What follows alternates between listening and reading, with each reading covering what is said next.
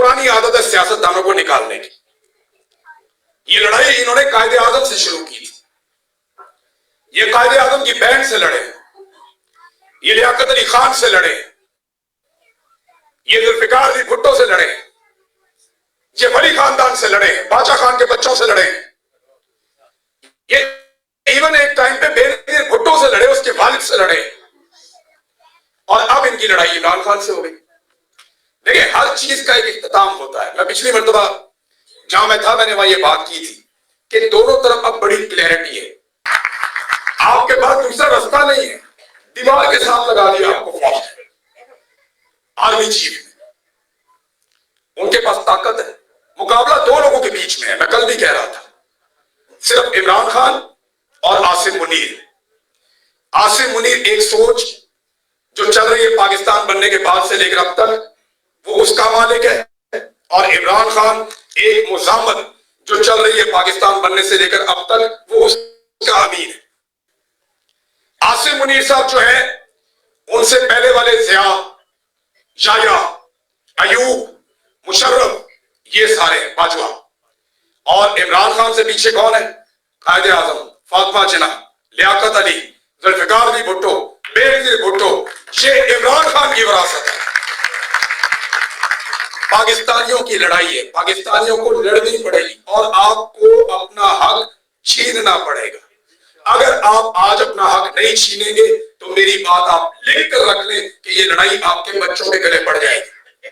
मुझे एक ऑफिसर का फोन आया, वो ये कहता है इमरान साहब कदों तक लड़ोगे? ये बात है, मैं जब पहाड़ों पे था, कहता कब तक आप पहाड़ों पे रहेंगे, कब तक आप लोग ये लड़ाई लड़ेंगे? मैंने उसे कहा 20-22 साल इंशाल्लाह। उसने कहा जी हम तो रोज सोचते हैं कल ठीक हो जाएगा, ये 20-22 साल क्या होता है? मैंने कहा जी 20-22 साल तो मैं लड़ूंगा, फिर मेरी बेटी या बेटा लड़ेगा, फिर उसके बच्चे लड़ेंगे। ये लड़ाई अब चलती रहेगी जब तक आप नहीं हारेंगे।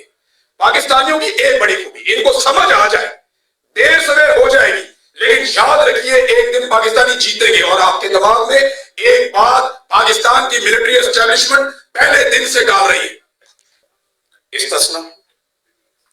सानू आयता सुना रहा है और अपने लिए इस्तिस्ना। यानी कौन सी आयत में लिखा हुआ है कि इस्तिस्ना होता है? मुझे बताएं ना, कौन सी आयत है? कुरान पाक में कहां लिखा है कि इस्तिस्ना जायज है?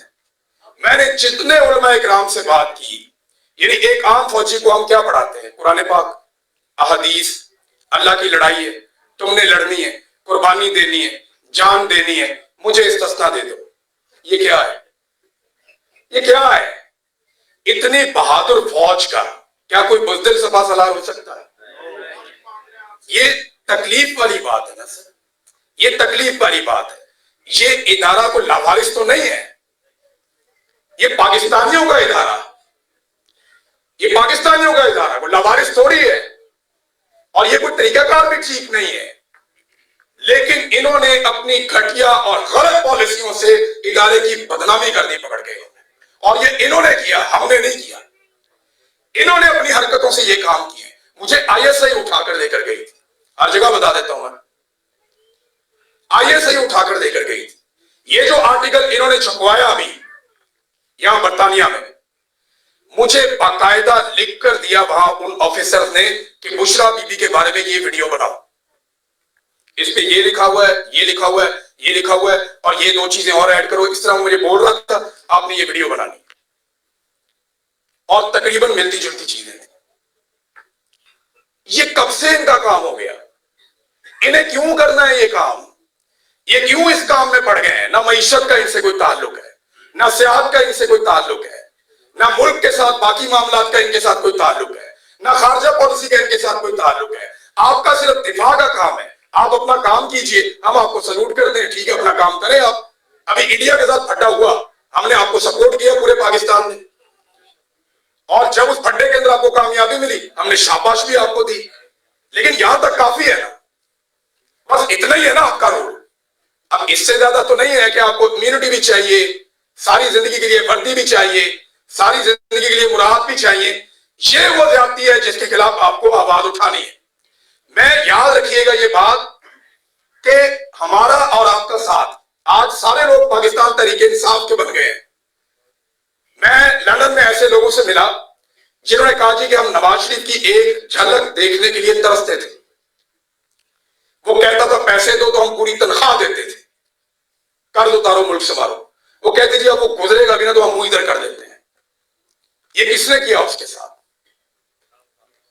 इमरान खान ने नहीं किया, उसने खुद किया अपने साथ। उसने अपने साथ खुद किया। इमरान खान ने पहला इलेक्शन जब लड़ा तो वो बड़ा जवान और बड़ा खूबसूरत था, अस्पताल भी बनाया हुआ था, एक सीट दी आप लोगों ने। जब दूसरा इलेक्शन लड़ा, एक तो बाइकआउट कर दिया, तीसरा लड़ा तो एक सूबा मिला, फिर इलेक्शन लड़ा तो पूरे पाकिस्तान में उसको वोट डाला, तो फिर इलेक्शन लड़ा तो पाकिस्तान में 181 सीटों पे जीत रहा था। ये तब्दीली कैसे आ रही थी? वो नजरिए की बुनियाद पे खड़ा हो रहा था। आप इमरान खान के नजरिए को प्यार करते हैं, आप इमरान खान की जो कही हुई बात है उसको फॉलो करते हैं। आपको एक क्रिकेटर से, आपको एक खूबसूरत और वजीर आदमी से ये मामला नहीं है, उसको एक लीडर की तरह आप सोचते हैं, वो एक मेंटोर की तरह आपको दिखता है, उसके अंदर आपको एक उस्ताद नजर आता है, उसके अंदर आपको वो आदमी नजर आता है जिसने आपके कॉन्सेप्ट वो ठीक किए जो ठीक नहीं थे।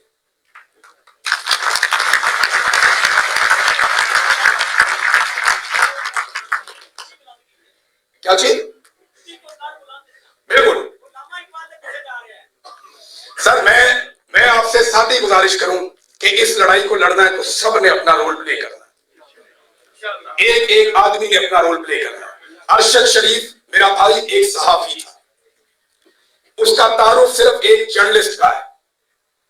उसको लगा ये गलत हो रहा है, वो उसके खिलाफ खड़ा हुआ, उसने अपनी जान दे दी। हम उसकी कुर्बानी रायगा नहीं जाने देंगे, हमेशा उसका नाम जिंदा रखेंगे। और याद रखिए मेरी बात कि एक दिन आएगा कि अरशद शरीफ को जरूर इंसाफ मिलेगा, और जब तक उसको इंसाफ नहीं मिलता मेरी आप सबसे गुजारिश है हमेशा उसके लिए आवाज उठाते रहे। सिर्फ इस केस को जिंदा रखना है। ये जितने लोगों ने मारा है ना वो सारे आज भी कुर्सियों में बैठे हुए हैं। ये जितने लोगों ने जुल्म किया है ना सारे वहीं पे मौजूद हैं। जिन्होंने मेरे साथ जुल्म किया वो भी वहीं पे मौजूद है। सिर्फ वक्त बदलने की देर है, और ये वक्त बदल जाता होता है। इन्हें खौफ है इस बात का। 4 चीजों से वो बहुत परेशान होते थे।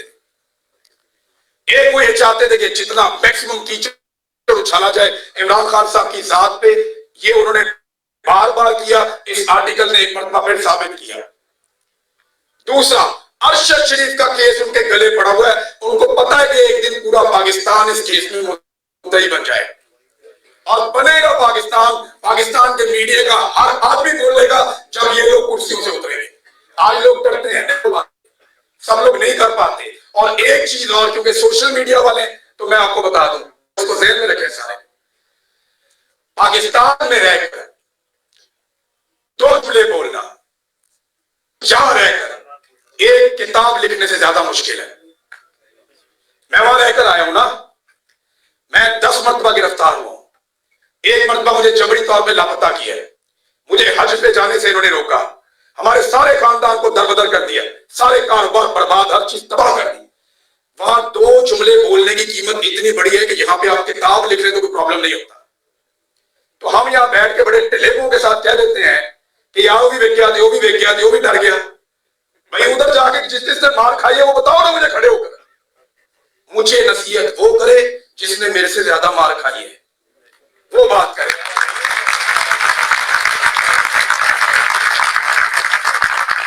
इधर एक चपेट नहीं खाई और पहलवान बन के बैठे हो। सदीक जान आज भी हम सबसे बहादुर है, वो वहां बैठा है।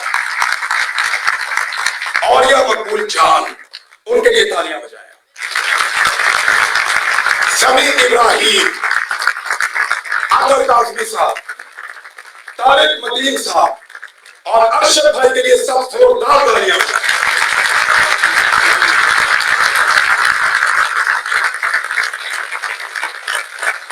अब यहां बाहर से बैठ के सारे इमरान खान नहीं होते, ये बात ध्यान में रखिएगा आप। वो एक है आपके पास, इसीलिए वो आपका लीडर है।